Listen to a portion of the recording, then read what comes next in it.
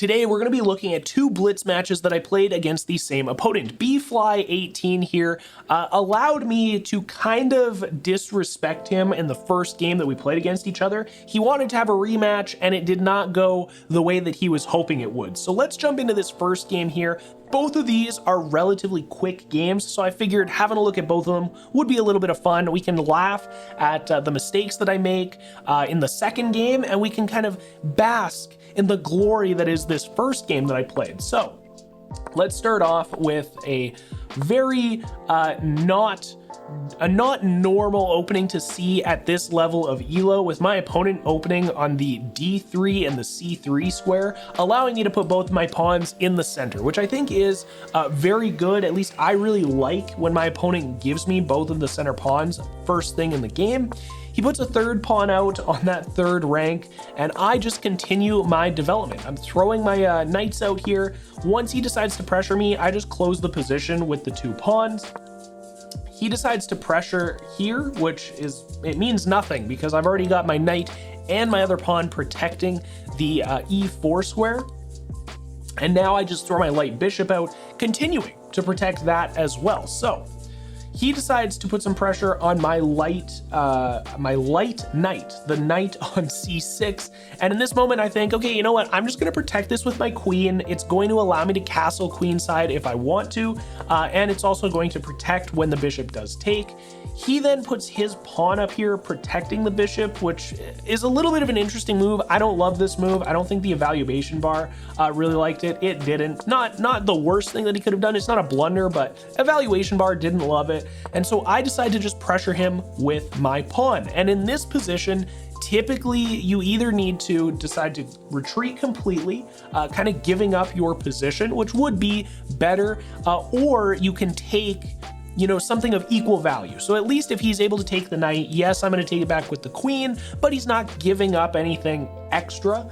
That is not what he does. He actually just throws this knight way over here on e2 for no reason, allowing me to take the bishop with my pawn. And then he takes my pawn back, opening up the a file completely, letting me throw my rook. I literally just yeet my rook to the other side of the board, taking a rook for free. I am now up 7 material. I've given up a single pawn for 7 material, a rook and a bishop against a b-fly.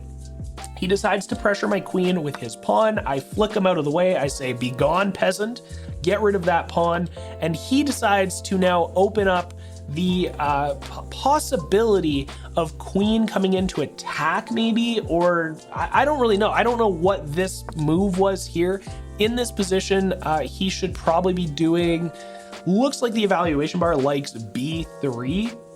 So throwing b3 up here, probably allowing the queen to diagonally attack the rook. He doesn't do that. Obviously, we saw he throws this guy out here, which allows me just to take with my dark bishop. My dark bishop's been open for a while here. When he throws his knight out, I think, you know what? I'm already up. I'm just going to take the knight. There's literally no reason not to. And then he doesn't even take it back.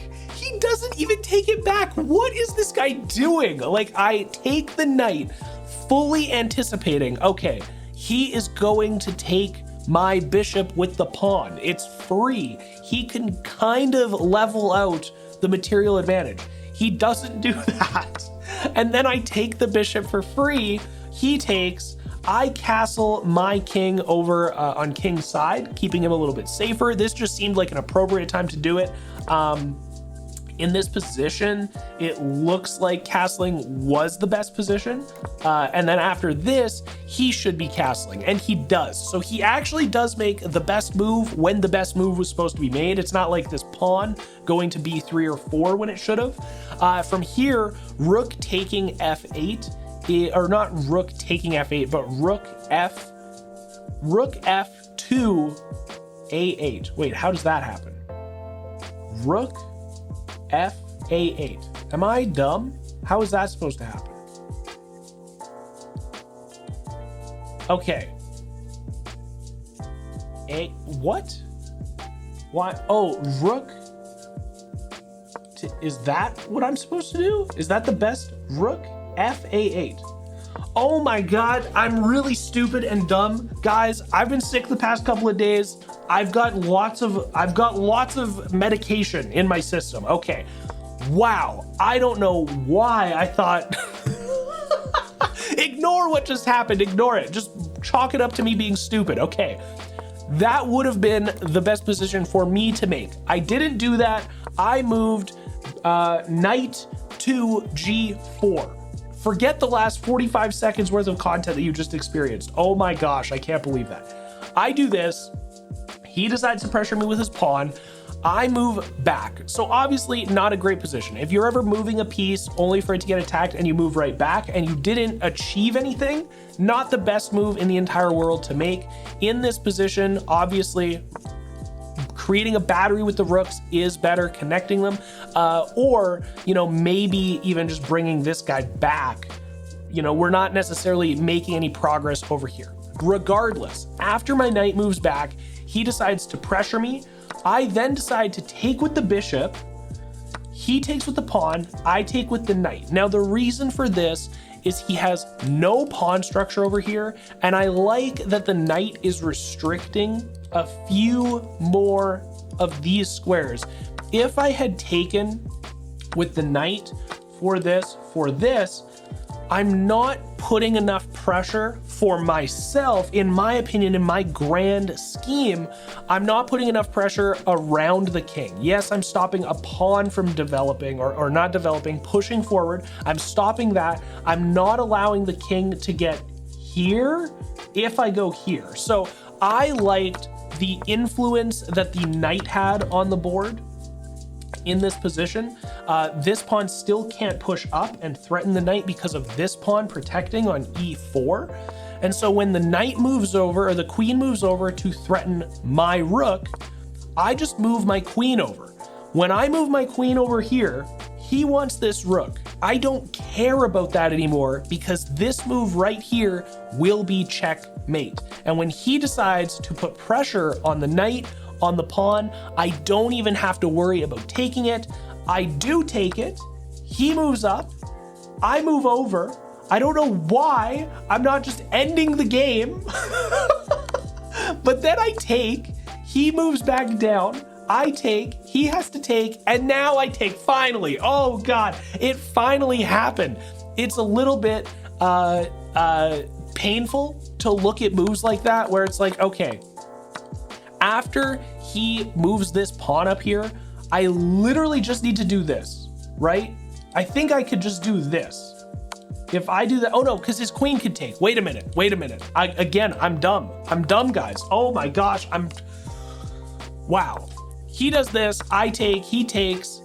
I build a battery, he defends himself. I take the free knight, putting him into check. He defends it, I take it, his queen moves over, and now I can checkmate. What was the other path to checkmate in this position? Wait a minute. Sorry, we're getting a little off track here, but I could have sworn, so in this position here, f4 makes the most sense. Oh, f4, stopping the queen. I see, okay. So after he makes this, after he does that, E take knight or E takes f3. So E takes f3, rook takes f3, rook takes c1 check, knight takes, and then I could do probably this, king to f1.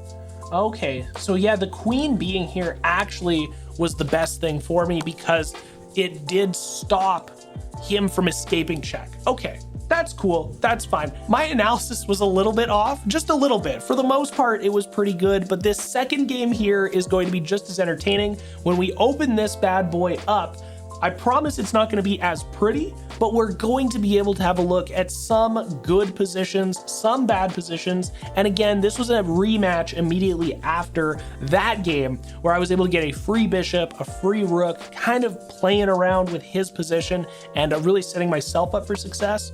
So here we do get white, which is really exciting. I push up to the middle of the board, and this guy did not learn from his last mistake, allowing me to put two pawns in the very center of the board. Obviously, when he allows me to do that, I'm just going to continue developing pieces. He pushes a pawn forward, threatening my e4 pawn, but I'm just able to close that position, obviously protected twice by the pawn and my other knight. He decides to jump back, so now he does have 2 attackers on this piece, but even if he initiates the attack, I'm going to come out ahead on material, and I bring my dark bishop out to add a 3rd defender. He puts some pressure on me.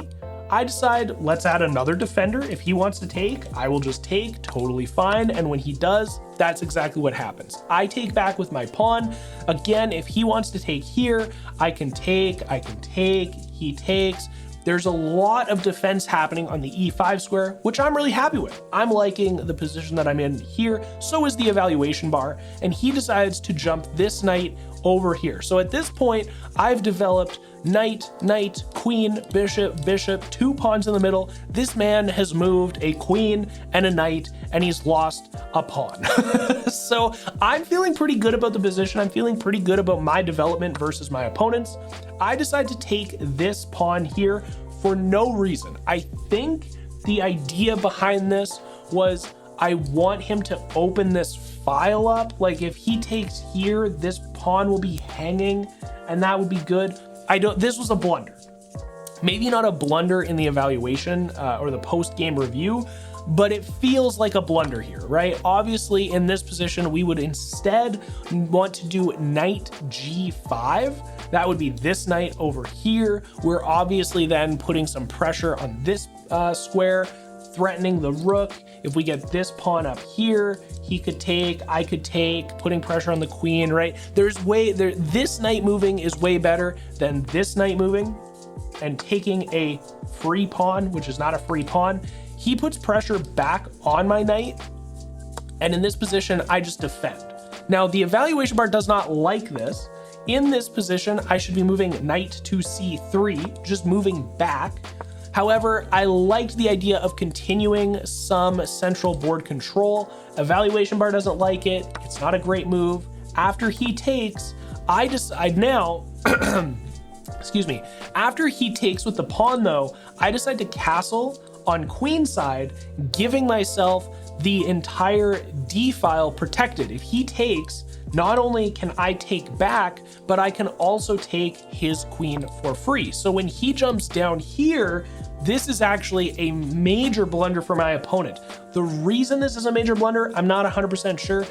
Bishop b5 check, going here, puts him into check. He cannot defend. He can defend with the knight, or he can defend with the queen. It looks like in this position, knight to c6 is best.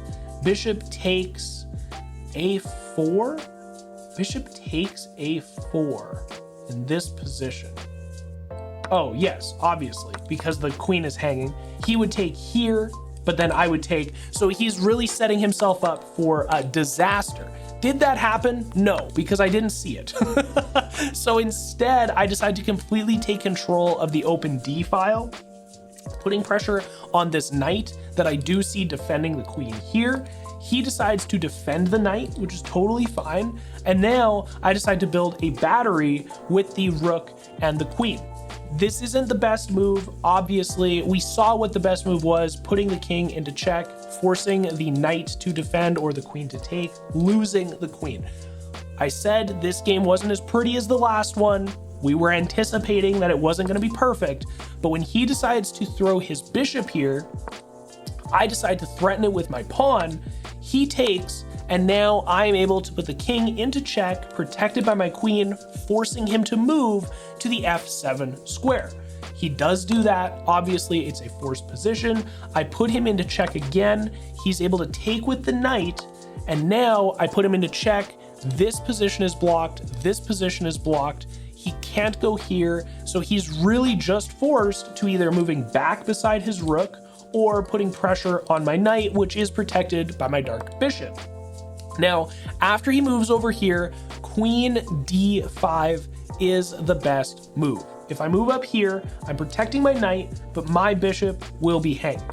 In this position, I decide to put pressure on the queen. Not a good position, right? We're not continuing the pressure here, I'm actually allowing the queen to make a move on this dark bishop. Thankfully for me though, my opponent doesn't do that. He moves down, not putting me into check just yet, but threatening my pawn structure, threatening my king. My king didn't move over to the b square after castling queenside.